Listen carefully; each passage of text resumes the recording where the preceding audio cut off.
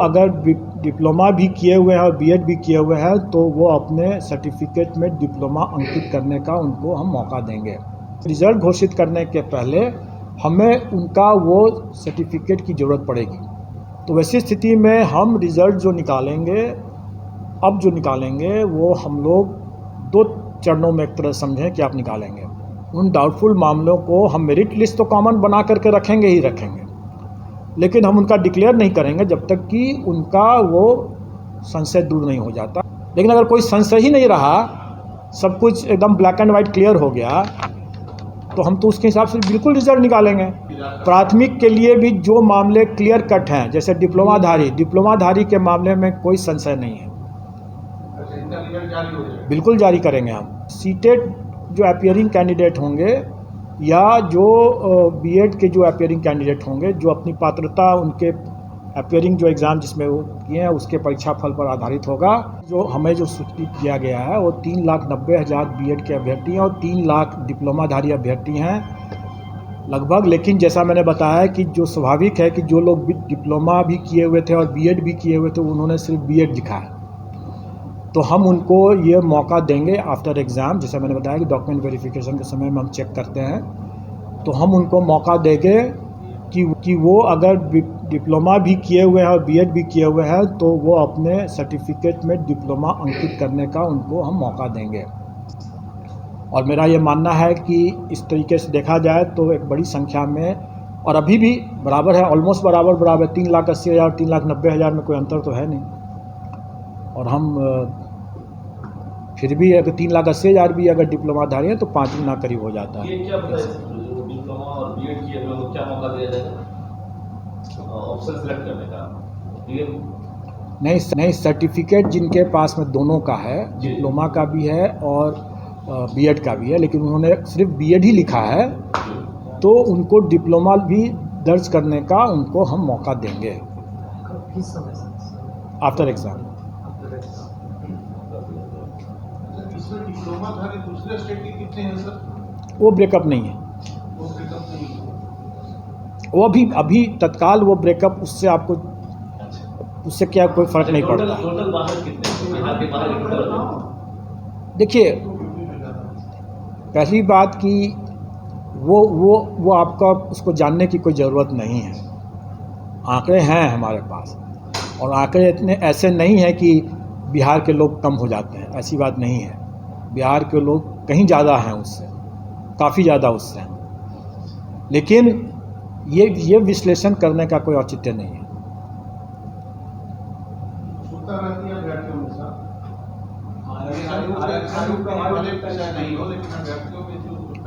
नहीं, वो उत्सुकता आप बढ़ाते हैं, वो आप अपनी टॉपिक पर सर पूरा सब कुछ था। चीफ सेक्रेटरी पीसी किए थे सर, और हमको याद है उस वक्त नियोजन इकाई थी। नियोजन इकाई के समय का जो डेटा दिया गया कि इतनी कम संख्या में अभ्यर्थी 8 से 9% अपियर हुए, तो नियोजन इकाई में कोई क्यों आएगा यूपी से एमपी से भाग लेने? अभी तो चूंकि आप वेतनमान देंगे, आप राज्यकर्मी का एक दर्जा मिलेगा इसको, तो नेचुरल एक संख्या बढ़ी है, इसलिए हम जा रहे हैं। नहीं, आप गलत जगह पर ये सवाल पूछ रहे हैं। आपको ये सवाल सरकार से पूछना चाहिए, मुझसे नहीं पूछना चाहिए।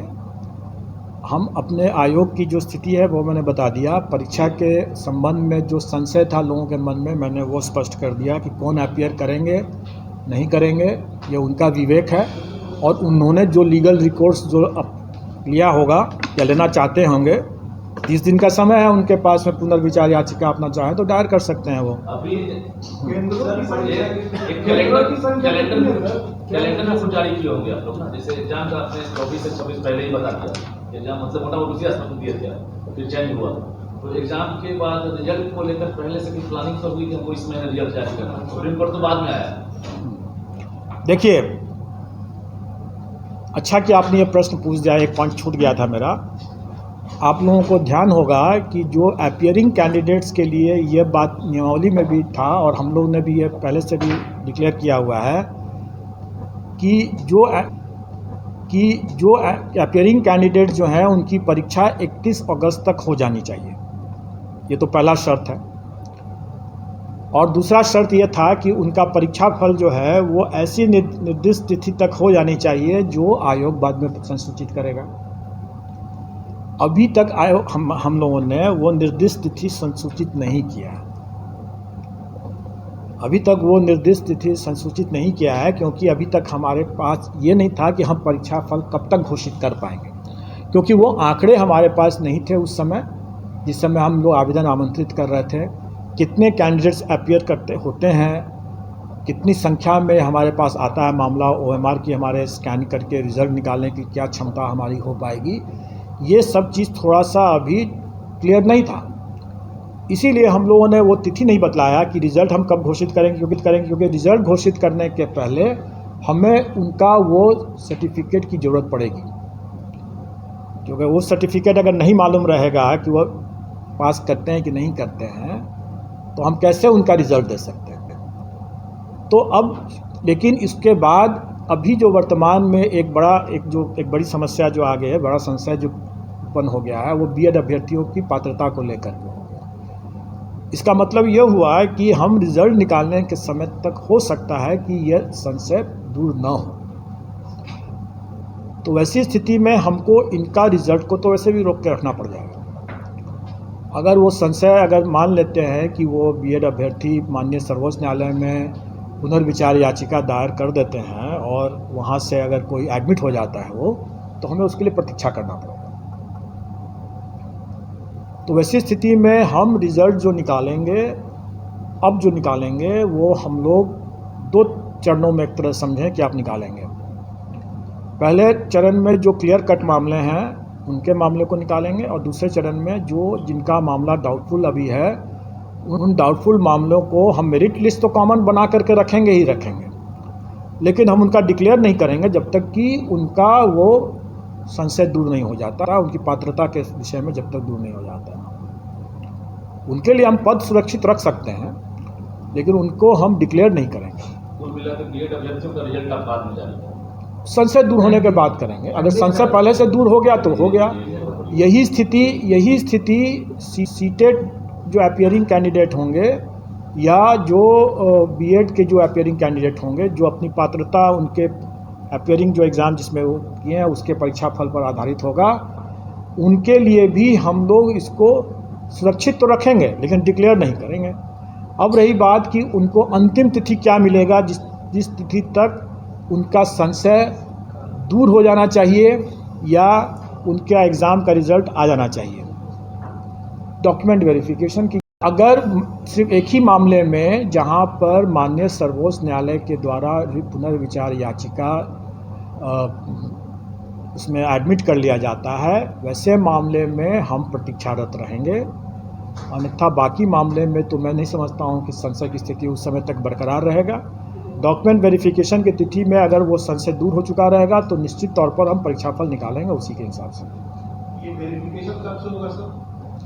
डॉक्यूमेंट वेरिफिकेशन हमारा स्टार्ट हो जाएगा, हम समझते हैं कि इस महीने मतलब सितंबर महीने के अंतिम सप्ताह के आसपास में वो डॉक्यूमेंट वेरिफिकेशन की स्थिति में हम लोग आ जाएंगे। एक और आंकड़ा से देख लें सर, आप मान के चलें कि 20 तारीख से 25 तारीख के बीच का एक लगभग का तिथि रहेगा जब हम लोग डॉक्यूमेंट वेरिफिकेशन की मांग करेंगे। 2 चरणों में यदि होगा तो सर? डॉक्यूमेंट वेरिफिकेशन कई चरणों में होगा, क्योंकि हमारी वैकेंसी जो है 1,70,000 है और हमारे जिला सिर्फ 38 है। ये रिजल्ट तो सर 2 चरण में आप दे रहे हैं ना, संशय वाला बिना संशय वाला। देखिए संशय वाला जो रहेगा उसका तो डिक्लेयर ही हम नहीं करेंगे जब तक संशय का निराकरण नहीं हो जाता है। स्वाभाविक है, अगर आप स्वयं सोचें कि माननीय सर्वोच्च न्यायालय में अगर मान लीजिए पुनर्विचार याचिका लंबित है, चाहे वो अभ्यर्थियों की हो, चाहे राज्य सरकारों की हो, चाहे NCT की हो, किसी की भी हो, तो हम क्या रिजल्ट दे देंगे? स्वाभाविक है कि हमको रुकना पड़ेगा उसके फलाफल के लिए, क्योंकि हम ऐसा कोई भी कदम नहीं उठा सकते हैं जो माननीय सर्वोच्च न्यायालय के आदेश के विपरीत हो। लेकिन अगर कोई संशय ही नहीं रहा, सब कुछ एकदम ब्लैक एंड वाइट क्लियर हो गया, तो हम तो उसके हिसाब से बिल्कुल रिजल्ट निकालेंगे। ये है कि माध्यमिक और उच्च माध्यमिक का रिजल्ट समय पे आ जाएगा। प्राथमिक के लिए भी जो मामले क्लियर कट हैं, जैसे डिप्लोमाधारी के मामले में कोई संशय नहीं है। रिजल्ट जारी हो जाएगा? बिल्कुल जारी करेंगे हम।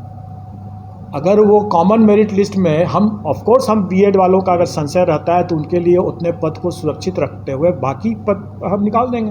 अगर डिप्लोमाधारी अगर आते हैं तो क्यों नहीं निकालेंगे उनका? अक्टूबर लास्ट तक आ जाएगा। नियोजित टीचर की संख्या नहीं, बता- डिप्लोमाधारी वालों का तो बिल्कुल रिजल्ट सितंबर में ही आ जाएगा।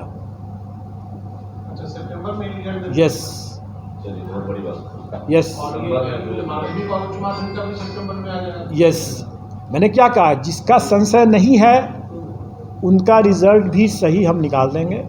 जिनका संशय रहेगा तो जैसा संशय रहेगा, जिस स्तर पर मामला लंबित है उस स्तर से निर्देश लेकर के ही हम निकालेंगे। ये जैसे बता रहे हाँ, लेकिन ये महीना के अंदर ये जारी करता है। एक मिनट वेरिफिकेशन का बता रहे हैं सर कि 20 से 25 सितंबर के बीच में हम कार्यक्रम देंगे, तो रिजल्ट तो उससे पहले तब आएगा। देखिए, हम लोग जो निकालते हैं डॉक्यूमेंट वेरिफिकेशन के लिए वो प्रोविजनल रिजल्ट के बेसिस पर देते हैं कि जो लोग कंसिडरेशन जोन में आ गए, मतलब जो सफल होने वाले जो अभ्यर्थी हो गए, उनका हम डॉक्यूमेंट वेरीफाई करवाते हैं। और डॉक्यूमेंट वेरीफाई कराने के बाद अगर उसमें भी मान लीजिए, जैसे मैंने बताया कि सीटेट अगर अपियरिंग कैंडिडेट क्या है, बाद में पता चलता है कि नहीं पास किया। कई अभ्यर्थी ऐसे भी हो सकते हैं जो उन्होंने दावा कर दिया कोई आरक्षित श्रेणी का या किसी और श्रेणी का, बाद पता चलता है कि वो नहीं, वैसा नहीं है। तो स्वाभाविक है कि डॉक्यूमेंट वेरिफिकेशन के समय में उनका कट सकता है, छट सकता है, और जो उसके हिसाब से फिर उनका रिजल्ट, फाइनल रिजल्ट फिर हम निकालते हैं। नियोजित टीचर बता दीजिए, आगरा। नियोजित टीचर की संख्या क्या है? नहीं, इसमें जिन्होंने आवेदन दिया 67,000 के आसपास। लाइव बिहार यूट्यूब पर सब्सक्राइब और फेसबुक पर लाइक जरूर करें।